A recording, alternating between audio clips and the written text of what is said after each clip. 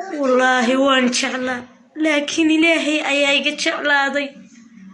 hooyaday waxay mootantay 10 habeen una xiisay wallahi xisaab li maalmo badan waxaa huraya qalbiga waxay dareemaysaa xaalad kale waxaa dunida laga hobsaday qofkii ay ugu jecleed waxay ku qanacsan tahay qadarta Rabbi balse weli qalbigeeda waxa uu dareemayaa xanuun badan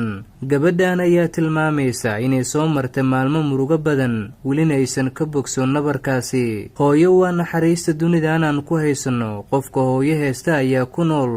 nolol ku dheehan farxad qiimaheeda uu sareeyo balse qofka hooyo dunida aanaysan u joogin ayaa dib u gocanaya xasuusaha aan dhamaadka lahayn isagoona mar waliba dareemaya qiimaha hooyadiisa gabadhan waxaa geeriyooto hooyadeed waxaana weli hor muuqanaya muuqii wacnaa ee hooyadeed tani markii la aaso hooyadeed waxaa qalbigeeda ku soo noqnoqonaya farxaddii ay ka heli jirto hooyo damqashada qalbigeeda ayaa ilmo badan ka keenaysa indhaheeda waxay gabadhan tiri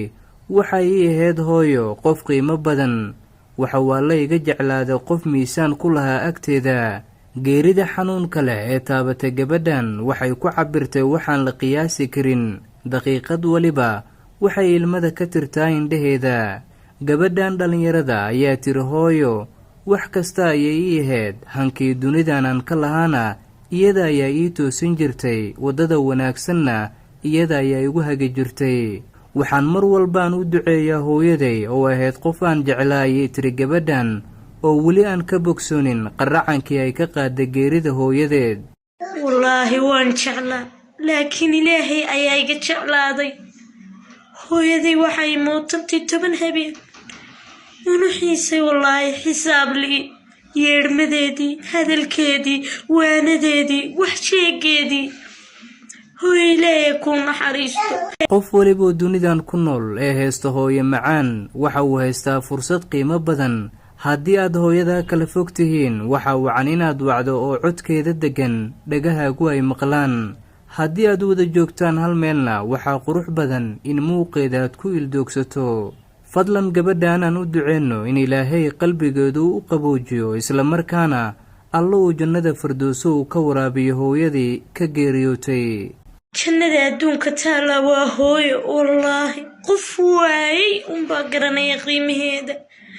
ilaahay hooyo jannada haynagu kulmiyo ilaahay qabriga ha ku waasiyo ilaahay 8 janno albaabadooda ha ku furo hooyo waan ku ducaynaya wallahi ducun baan ku awooda واتاي داوديال intaas ayaan kusoo gabagabeynaya muuqaalkan bartaan ku leeyahay YouTube-ka fadlan subscribe inoo saar isla markaana riix kambalelka cas si aad u noqoto qofka ugu horeeya ay soo gaaraan muuqaaladeena aan bartaan kusoo gudbino